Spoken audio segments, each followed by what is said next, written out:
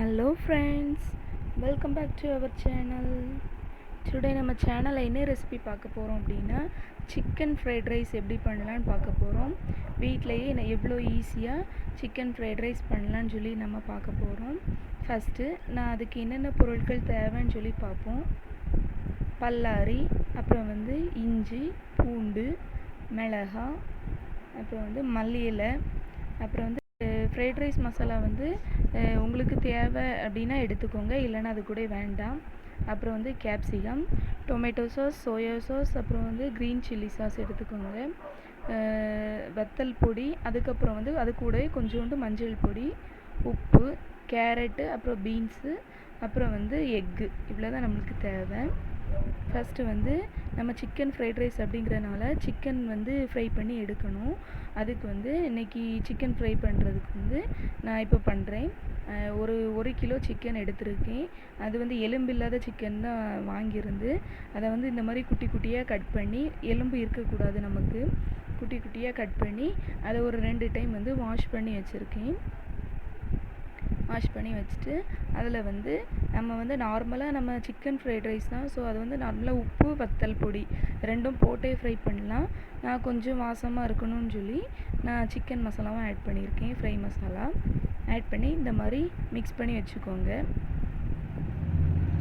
நம்மளுக்கு இஞ்சி, பூண்டு ரெண்டுமே நம்மளுக்கு ஃப்ரைட் ரைஸில் நம்ம ஆட் பண்ணுவோம். ஸோ அதனால் நான் இதில் ஆட் பண்ணல. அதை இப்போ இந்த மாதிரி மசாலாவெல்லாம் போட்டு நல்லா இந்த மாதிரி மிக்ஸ் பண்ணி விட்டுக்கோங்க. ஒரு 1 hour இதை நம்ம தனியாக வச்சுக்கணும். அப்போ தான் அந்த மசாலாலாம் சிக்கனில் நல்லா ஊறும்.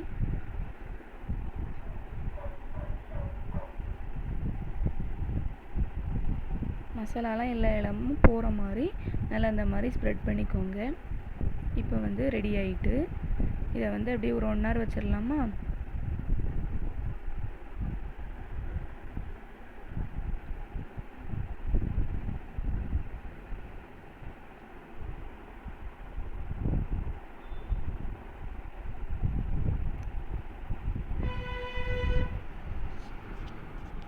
அப்புறம் ஃப்ரைட் ரைஸ் பண்ணதுக்கு நான் பாஸ்மதி ரைஸ் தான் எடுத்திருக்கேன். இந்த அளவுக்கு நான் மூணு டைம்ஸ் எடுத்திருக்கேன். அதை ஃபஸ்ட்டு ஒரு 3 தண்ணியில் வாஷ் பண்ணி எடுத்துட்டு, அப்புறம் நம்ம கொஞ்ச நேரம் ஒரு 10 நிமிஷம் இல்லை ஒரு 20 நிமிஷம் அந்த அரிசி நம்ம ஊற வச்சிடுறோம். அதுக்கப்புறம் இப்போ நம்மளுக்கு அதை ரைஸ் ஆட்டு ரெடி பண்ணணும். ஸோ கேஸில் ஒரு பாத்திரத்தில் கொஞ்சம் தண்ணி வச்சு இந்த அரிசியை நம்ம அதில் போட்டு நம்ம ரைஸு குக் பண்ணுறோம். ஒரு 10 நிமிஷம் இல்லை ஒரு 1/4 மணி நேரம் நம்ம சிம்மில் போட்டாலே போதும், நம்மளுக்கு கரெக்டாக குக் ஆயிரும். அரிசி ரொம்ப நம்ம நார்மலாக சாப்பாடு பொங்குலாம் அந்த மாதிரி வெந்துடக்கூடாது. நம்ம ஹோட்டலில் ஃப்ரைட் ரைஸ் சாப்பிட்ருப்போம், அந்த அரிசி எந்த பதத்தில் இருக்குன்னு நம்மளுக்கு நல்லா தெரியும். அந்த மாதிரி தான் நம்ம இருக்கணும். அதை அந்த அளவுக்கு வச்சுட்டு நம்ம ஸ்டாப் பண்ணிடணும் கேஸை. அப்புறம் சோறை வடித்து எடுத்துட்டு அந்த சோறை ஒரு பிளேட்டில் நம்ம மாற்றி எடுத்துக்கணும். அப்புறம் நம்ம சிக்கன் ஃப்ரை பண்ணி எடுத்துக்கலாம் ஒரு சைடில். அப்புறம் எக்கு ஃப்ரை பண்ணி வைக்கணும். அதுக்கு ஒரு பாத்திரத்தில் கொஞ்சோண்டு எண்ணெய் ஊற்றி எக்கு நம்ம எடுத்து வச்சுருக்க எக்கு எல்லாத்தையுமே உடச்சி ஊற்றிடலாம். உடச்சி ஊற்றிட்டு நம்ம ஃப்ளேம் சிம்மில் தான் வைக்கணும். நம்ம ஹை ஃப்ளேமில் வச்சோம்னா நம்மளுக்கு எக்கு ரொம்ப வெந்துடும். அப்புறம் ஒரு மாதிரி ரப்பர் மாதிரி இருக்கும். அதனால் நம்ம லோ ஃப்ளேமில் தான் வைக்கணும். எக்கு ரொம்ப வேகணும்னு சொல்லி அவசியம் இல்லை. ஒரு பாதி, அந்த மாதிரி பாதி இல்லைன்னா ஒரு 3/4 வெந்தாலே நமக்கு போதும். அதான் கரெக்டாக இருக்கும் நம்மளுக்கு ஃப்ரைட் ரைஸ்க்கு. இந்த மாதிரி எல்லா எக்கையும் உடச்சி ஊற்றிட்டு மிக்ஸ் பண்ணி எடுத்துக்கிறோம். ஒரு 2 நிமிஷம் மிக்ஸ் பண்ணாலே போதும். நம்மளுக்கு அந்த இது ஸ்டேஜ் கரெக்டாக நம்மளுக்கு கிடச்சிரும். அப்புறம் உப்பு எவ்வளவோ நம்ம தேவைக்கு ஆட் பண்ணிக்கோங்க. உப்பு கம்மியாக போட்டாலே போதும். ஏன்னா நம்ம அப்புறம் தேவைன்னா ஃப்ரைட் ரைஸ் பண்ணும்போது நம்ம எக்ஸ்ட்ரா ஆட் பண்ணிக்கலாம்.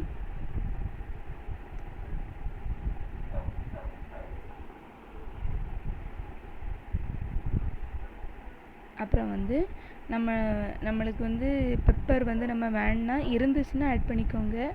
அது கண்டிப்பாக ஆட் பண்ணணும்னு இல்லை, ஆனால் ஃப்ரைட் ரைஸ்க்கு தேவை தான், இருந்தாலும் கிடச்சிச்சின்னா வாங்கி வச்சுக்கோங்க. பெப்பர் வந்து கொஞ்சம் ஒரு 1/4 டீஸ்பூன் வந்து நம்ம இதில் ஆட் பண்ணுறோம். ஆட் பண்ணிவிட்டு அதையும் ஒரு மிக்ஸ் பண்ணி எடுத்துக்குவோம். எடுத்துகிட்டு இது அப்படியே ஒரு பிளேட்டில் இல்லைன்னா இதே பாத்திரத்தில் அந்த மாதிரி நம்ம வச்சிடலாம். வச்சுட்டு இனிமே வந்து ஃப்ரைட் ரைஸ் எப்படி பண்ணலான்னு பார்ப்போம். ஒரு பாத்திரத்தில் வந்து ஃபஸ்ட்டு ஆயில் எடுத்திருக்கேன். அதில் வந்து பொடியாக கட் பண்ணி வச்ச இஞ்சி பூண்டு ரெண்டுமே எடுத்திருக்கேன். அதை வந்து இப்போவும் ஆட் பண்ணி மிக்ஸ் பண்ணுறோம். அந்த இஞ்சி பூண்டோட ஸ்மெல் போகிற வரைக்கும் நம்ம லைட்டாக ஃப்ரை பண்ணிவிட்டு அப்புறம் வந்து நம்ம கட் பண்ணி வச்சுருக்க பல்லாரி இருக்குல்ல, அதை ஆட் பண்ணுறோம்.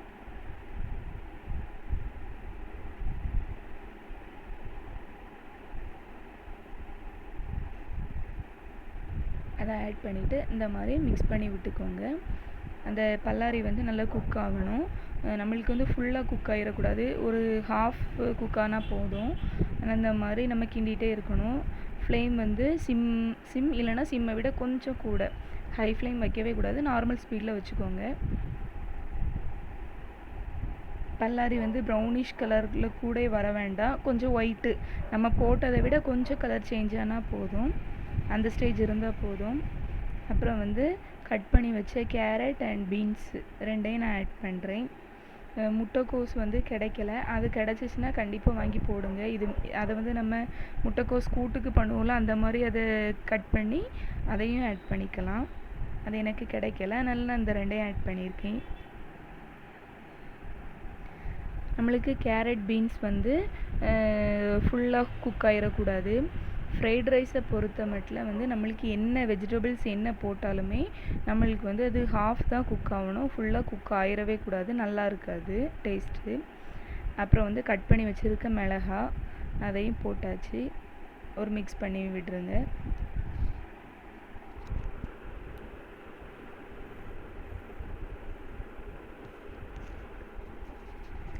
அப்புறம் வந்து நம்ம தேவைக்கு உப்பு, எவ்வளோ உப்பு நம்ம தேவைக்கு அது நம்ம போட்டுக்கலாம். உப்பு போட்டால் கொஞ்சம் வெஜிடபிள்ஸ் எல்லாம் கொஞ்சம் சீக்கிரம் வந்து நம்மளுக்கு குக் ஆகும், அதனால தான். அப்புறம் வந்து நம்ம கட் பண்ணி வச்சுருக்கோம்ல கேப்சிகம், அதையும் போட்டு லைட்டாக ஒரு மிக்ஸ் பண்ணி விடுங்க.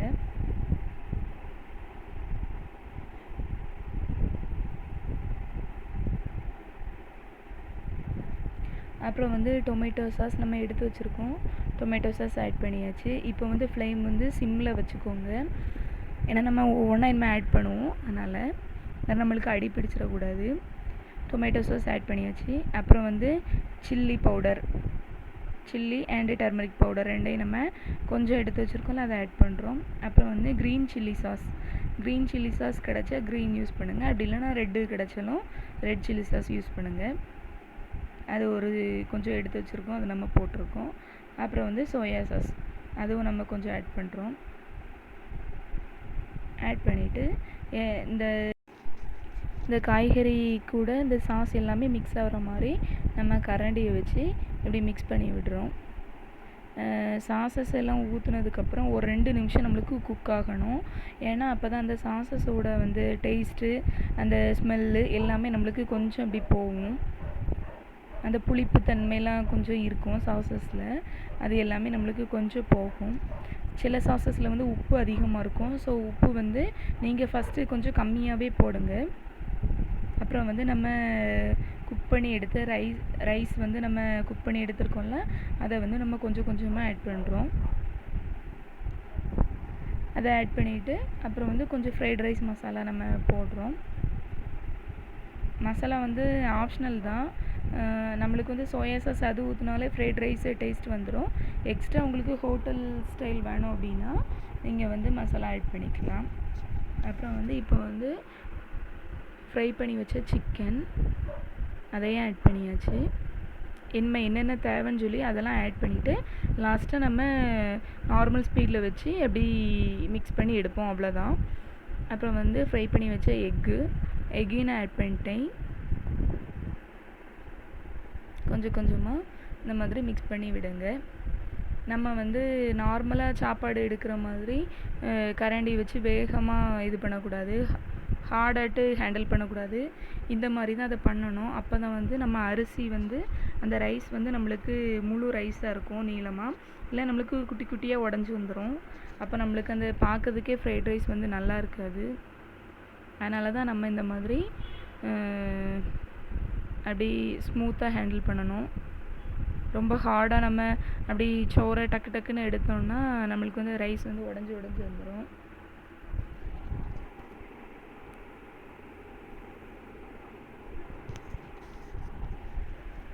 அப்புறம் வந்து நமக்கு தேவையான அளவு பெப்பர் நம்ம எடுத்துக்கலாம். எவ்வளோ பெப்பர் நிறைய சாப்பிட்றவங்களா இருந்தால் கூட கொஞ்சம் எடுத்துக்கலாம். பெப்பர் ஆட் பண்ணியாச்சு. இப்போ வந்து எல்லா இடமும் அந்த பெப்பர் வந்து மிக்ஸ் ஆகிற மாதிரி ஒரு மிக்ஸ் பண்ணி எடுத்துப்போம். இப்போ வந்து ஃப்ளேம் வந்து நம்மளுக்கு நார்மல் ஸ்பீட்லேயே இருக்கட்டு. ஏன்னா அப்போ தான் நம்மளுக்கு வந்து இந்த சோறுலாம் கொஞ்சம் நம்மளுக்கு நல்ல இதாக இருக்கும், கொஞ்சம் ஹீட் ஆகும். ஹோட்டலெல்லாம் வந்து நம்மளுக்கு ஒரு ஆளுக்கு தானே பண்ணுவாங்க, அதனால் அது வந்து ரொம்ப ஃப்ளேம் வச்சு உடனே பண்ணி முடிச்சுருவாங்க. இது நம்ம வீட்டிலங்கிறனால எல்லாருக்கும் பண்ணுறோம், அதனால் கூட கொஞ்சம் டைம் ஆகும் அந்த இது ஹீட் ஆகுறதுக்கு. அப்புறம் வந்து மல்லி இலை, கட் பண்ணி வச்ச மல்லி இலை, அப்புறம் வந்து கருவேப்பிலை இருந்தால் போடுங்க, இல்லைன்னா கருவேப்பிலை மட்டும் ஏதாவது ஒன்று இருந்தால் கூட போதும். இந்த மாதிரி போட்டு ஸ்ப்ரெட் பண்ணி எடுத்துக்கோங்க. லாஸ்ட்டில் ஒரு டைம் டேஸ்ட் பண்ணி பார்த்துட்டு ஏதாவது தேவைன்னா அதை ஆட் பண்ணிக்கலாம். இப்போ அதை ஒரு பிளேட்டுக்கு நான் மாற்றுறேன்.